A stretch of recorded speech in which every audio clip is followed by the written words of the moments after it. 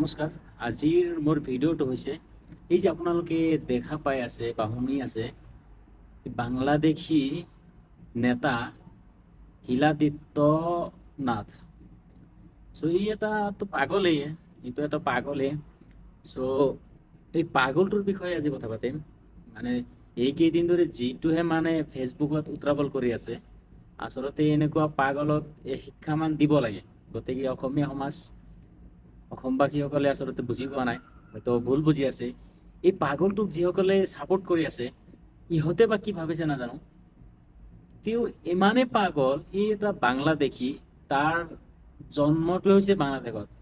সি নিজেই মুখেৰে কয় বাংলাদেশী বুলি, সি নিজেই তাৰ পৰিচয়টো হৈছে বাংলাদেশী। ই নিজেই বাংলাদেশী, আনকো মানে ঠেলি হেঁচি বাংলাদেশী বনাই আছে। চ' এক নম্বৰ। আৰু দুই নম্বৰ কথাটো হৈছে তাক আচলতে কি অসমবাসীয়ে মানে তাক অসমীয়াৰ কাৰণে ঠিকাদাৰ দিছে নেকি, ঠিকাদাৰ বনাইছে নেকি। মানে তাৰ যিটো কেতিয়াবা ভাষণ চাখন থু দিলোঁ, তাৰ ভাষণত থু দিলোঁ, ই এতিয়া যিটো ভাৱ লৈছে অসমত আচলতে মানে কেঁচাল কৰাৰ কাৰণেই মানে এইটো কৰি আছে। এতিয়া চাওক কেইদিনমান 2 দিনমান ধৰি মানে চাই আছোঁ ফেচবুকত যে তেওঁ মানে এটা মিটিং কৰিছিল সারা আসাম বাঙালী ফেডারেশন। তার মানে কি, মানে মানে আকৌ মানে নতুনকৈ যে এটা দল সংগঠন কৰি আছে বা খুলিছে, মানে সেইটো 100%। চ' এইটো দলত যে অসমবাসীৰ বাবে কিমান ক্ষতিকাৰক এইটো অসমবাসীয়ে আচলতে বুজি পোৱা নাই। এই যে তাৰ ছাপোৰ্টাৰ কেইটা আছে, ইহঁতক কৈছো এদিন আহিব ইহঁতৰ মাথাত পুশ আপ কৰি দিব। এই কথাটো সঁচা কৈছো নে মিছা কৈছো আপোনালোকে চাব। মানে যি ছাপোৰ্ট কেইটা আছে না, এই ছাপোৰ্টৰ মাথাত পুশ আপ কৰি দিব।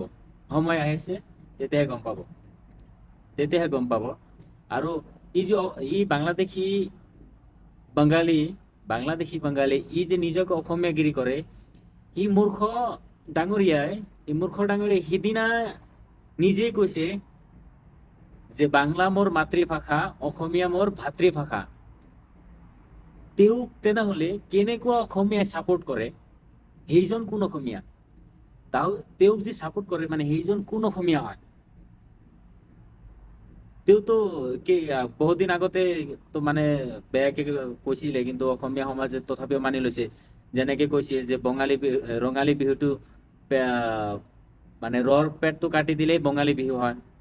গ'ল আকৌ মানে কিবা কিবি দিয়ে আছে ঠিকাদাৰ হিচাপত, মানে কিছুমান কৈ আছে। যিও নহওক, চ' লাজ লাগে আচলতে। আমাৰ বহুত লাজ লগা কথা হৈছে।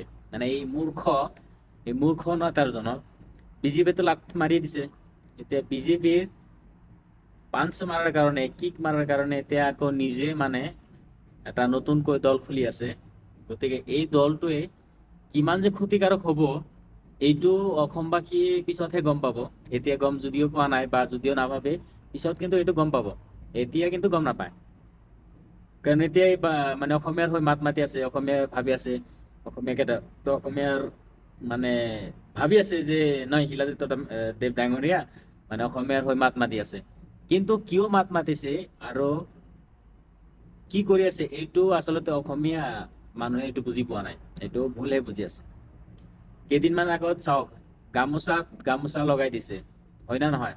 আচলতে এইটো অসমীয়া মানে গামোচা এইটো অসন্মান কৰিছিল। অসন্মান কৰাৰ পিছতো মানে এইটো কোনো চৰকাৰে কোনো পদক্ষেপ লোৱা নাই।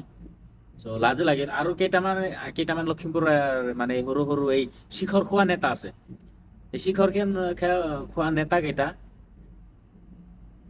ইমানে যদি নেতাগিৰি কৰিব পাৰে, শিলাদিত্যৰ লগত টক শ্ব'ত বহি এই শিক্ষা কিয় দিব নোৱাৰে? আচলতে মুছলমানৰ টাৰ্গেটটো ইমান কিয়? ইমান টাৰ্গেট কিয়? যিসকল বাংলাদেশী আছিল বাংলাদেশত গুচি গৈছে, যিসকল পাকিস্তানী আছিল পাকিস্তানত গুচি গৈছে। এতিয়া আমাৰ বাপ দাদাই যদি অসমত জন্মস্থান, এতিয়া আমি যদি অসমৰ পৰা জন্ম হৈ অসমৰ ভূমিৰ পৰা মানে অসমীয়া জন্মভূমিত তেজ যদি আমাৰ গাত আছে, তেনেহলে আমি কি বাংলাদেশী হয়? আমি বাংলাদেশী হয় ন? এই মূৰ্খ নেতা বাংলাদেশত জন্ম হৈ অসমীয়াত দম্ভালি কৰি আছে। অসমত আহি সি নিজেই তো ঘৰতে বাংলা ভাষা কৈ থাকে, বাহিৰতহে অসমীয়া কৈ থাকে, নিজকেতো অসমবাসী বুলি কৈ থাকে, অসমীয়া বুলি কৈ থাকে। চ' নাজানো, ধিক্কাৰ দিছো এই মূৰ্খ নেতা, কথাটো ক'ব একো নাজানে, কেতিয়াবা কেতিয়াবা মানে ইমান ধুনীয়াকে ভাইৰাছ এটা ওলাই দে, মানে মাথাটোত কিবা কাম নকৰা কৰি দিয়ে। আচলতে আমি নাজানো আমি আচলতে কোন দিশে গৈছো। চ' মোৰ এটাই অনুৰোধ, সকলো অসমবাসীক মই এটাই অনুৰোধ কৰিছো, এই মূৰ্খজনক আচলতে শিক্ষা দিয়ক, টকশ্বুত বহক। আপোনালোকে টকশ্বুত কিয় নকৰে? আপোনালোকে টকশ্বুত মাতি আনি টকশ্বুত বহক, সি চাওক নিজেই মাথাটো তল ফালাই দিব। বিজেপিয়েতো লাঠি মাৰি দিছে, বিজেপিয়ে লাঠি মাৰি দিছে, তেওঁ অসমবাসীয়ে এবাৰ লাঠি মাৰি দিলে মানে সি অকলেই তলত বহি যাব। চ' লাজ লগা হৈছে, ইমান বেচৰম।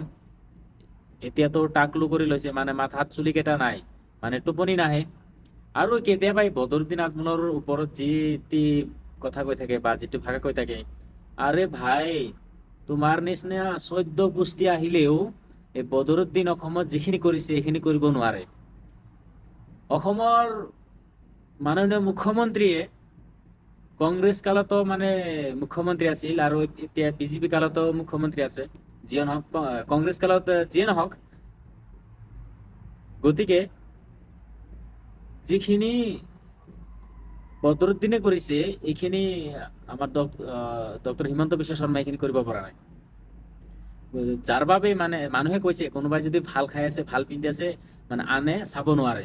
চ' এই কথাটো মানে এনেকুৱা হৈছে, এতিয়া বদৰুদ্দিনে চাইছে যে ভাল কিছু কৰি আছে, কিবা কৰি আছে, গতিকে সেইটো মানে সহ্য হোৱা নাই। এতিয়া ভাবে যে মই নিজে কৰিব নোৱাৰো, আনকো কৰিব নিদিওঁ, আনকো কৰিব নিদিওঁ, কাৰণ এই মুছলমান মানুহে কৰি আছে, মিয়াই কৰি আছে, মিয়া।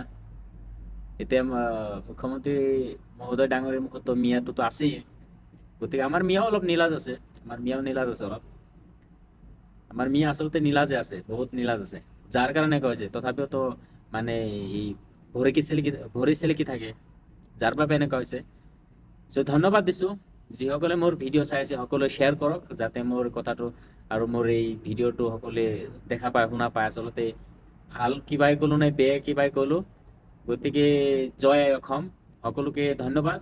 চ' আপোনালোকে শ্বেয়াৰ কৰক ভিডিঅ'টো, প্লিজ শ্বেয়াৰ কৰক, এইটো ভিডিঅ' অন্তত শ্বেয়াৰ কৰক, সকলোৱে গম পাওক, সকলোৱে জানক। আজি 7-8 বছৰ হ'ল চৌদি আৰবত আছো, কোনোদিন এনেকুৱা আমাৰ মানে আমাৰ দেশৰ নিচিনা ইমান লেতেৰা ৰাজনীতি ইয়াত নচলে, ইয়াত কানুন চলে। গতিকে ভাল লাগে আৰু, ইমান ৰাজনীতিৰ একো নাই, না হাল্লা আছে, না চিল্লা আছে, একোৱেই নাই। চ' জয় আই অসম, জয় আই অসম, সকলোলৈ ধন্যবাদ।